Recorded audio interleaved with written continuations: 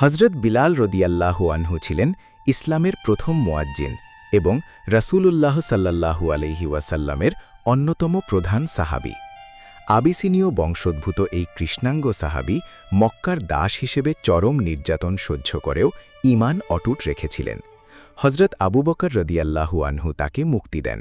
ইসলামের সুমধুর কণ্ঠে আজানের মাধ্যমে তিনি চিরস্মরণীয় হয়ে আছেন। জন্ম ও প্রাথমিক জীবন।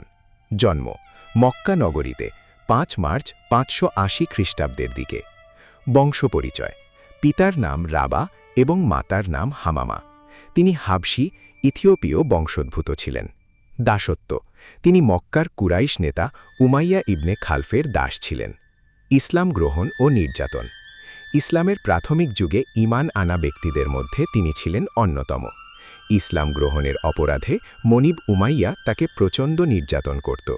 মক্কার তপ্ত বালিতে শুইয়ে বুকের ওপর ভারী পাথর চাপা দিয়ে রাখা হতো। এত কষ্টের পরেও তিনি অটল থেকে মুখে আহাদ আহাদ আল্লাহ এক ধ্বনি উচ্চারণ করতেন। মুক্তি ও আজান: হজরত আবু বকর রাদিয়াল্লাহু আনহু মহানবী সাল্লাল্লাহু আলাইহি ওয়াসাল্লামের নির্দেশে তাকে বিপুল অর্থের বিনিময়ে ক্রয় করে মুক্ত করে দেন। ইসলামের প্রথম মুয়াজ্জিন হিসাবে রাসূল সাল্লাল্লাহু আলাইহি ওয়াসাল্লাম তাকে আজানের দায়িত্ব প্রদান করেন। তার আজানের প্রথম শব্দ আল্লাহু আকবার মক্কার বাতাসে ঈমানের শক্তি সঞ্চার করত।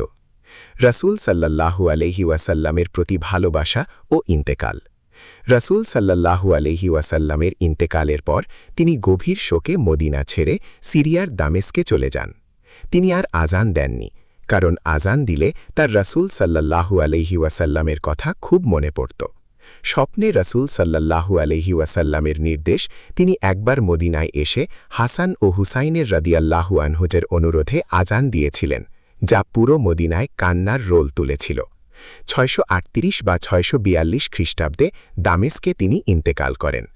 হজরত বিলাল রাদিয়াল্লাহু আনহু ইসলামের ইতিহাসে অটল ঈমান, ত্যাগ এবং রাসূল সাল্লাল্লাহু আলাইহি ওয়াসাল্লামের প্রতি ভালোবাসার এক অনন্য দৃষ্টান্ত।